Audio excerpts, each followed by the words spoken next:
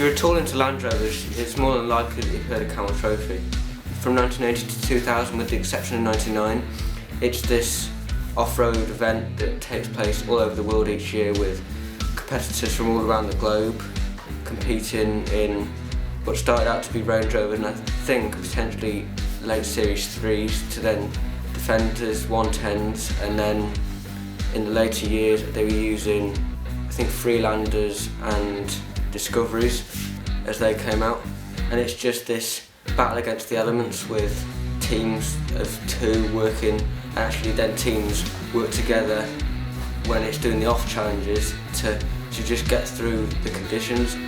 stuff like that. And also the G4 challenge, and recently the First Overland has been brought to life, and it's things like that that kind of have a lot of similarities with doing your own green-laning trips and your own going on trails for multi-days or just the day.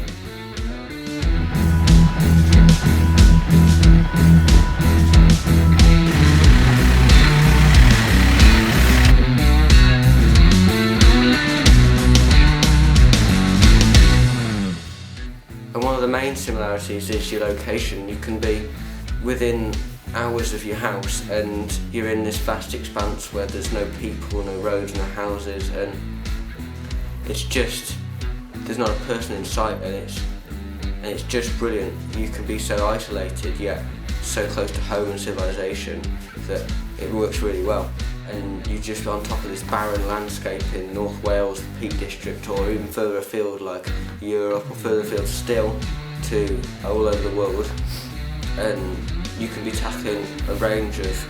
trails and lanes that you tailor to what you want to do, and that kind of neck of the woods is just full of, there's just lanes, tracks and trails everywhere, and you just only have to look at a map and it's just full of them. It's like a spider's web full of lanes.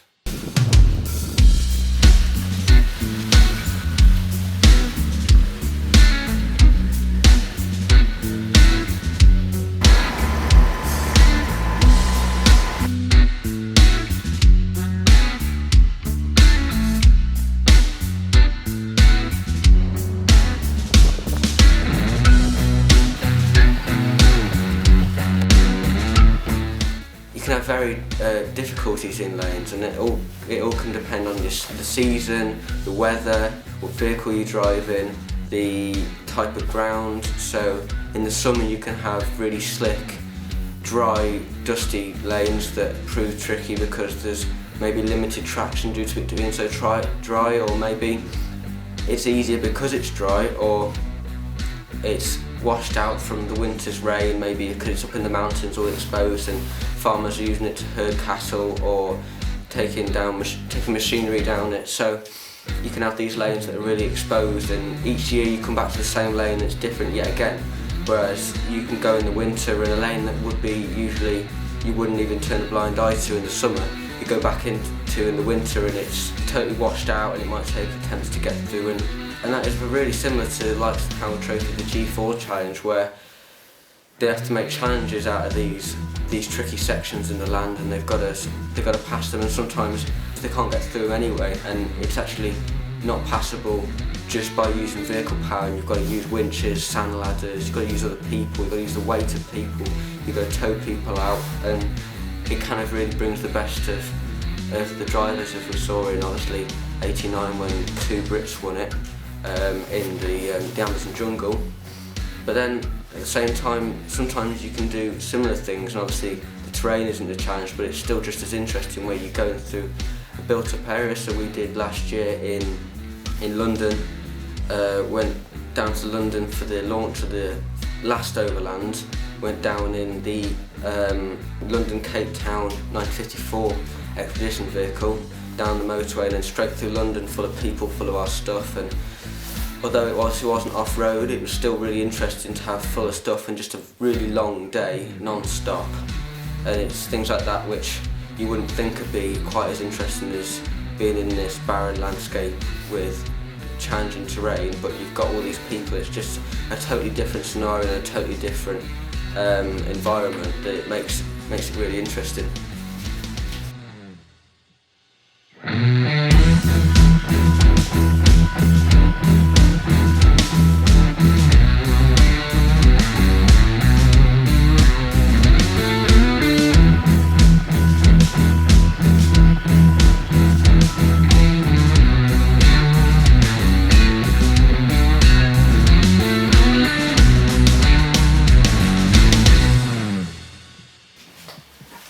Another way that it bears similarities is you carrying stuff. You might see in the likes of the Camel Trophy that you've got roof racks and they're on long wheelbase Land Rovers. They're just full of stuff. They're carrying everything in case anything goes wrong. They've got their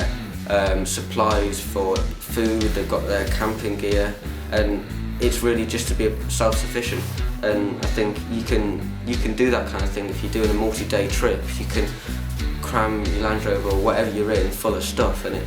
makes it really interesting, the fact that you can still go to a nice campsite that's maybe not so busy, but you just got you full of stuff, and it feels that you're doing a big trip, maybe abroad, but actually you're doing it scaled down a bit closer to home, yet it's still on that same level of being self-sufficient and isolated and having to rely on yourself to fix things and carry your food, carry your clothes, be ready for all the weather, any conditions, and whatever you can expect, you have to pack for.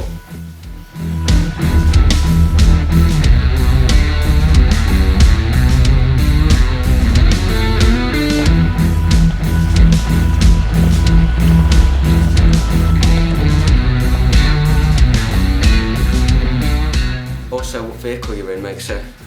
big difference to kind of the lanes you can tackle and the kind of how it goes. It's always going to be just as fun in whatever vehicle. You can have like a 2-wheel drive rear engine Kugelwagen with 30-something horsepower and front wheels that like to bounce about when you're going off-road, and that's just as fun as a big 90 that's lifted on big tyres and it's got lockers all the way around. And although you'd be tackling different lanes, it's just as interesting to see what you can and what you can't get through, and what you're going to need towing through, and what is just impassable full stop.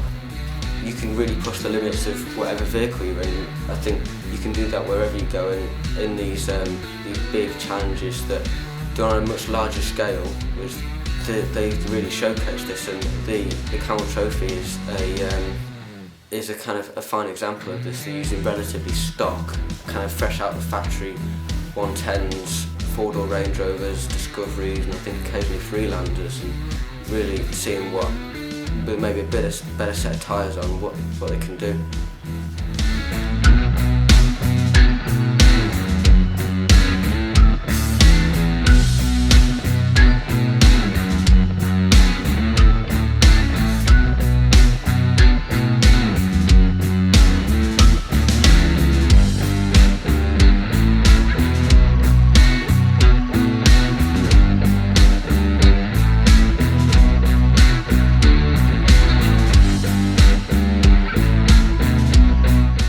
It's also the sense of camaraderie that you get when doing a trip like that. When you're doing it with people, which is the best thing to do in case you come into a sticky situation, whether that be terrain-wise or you're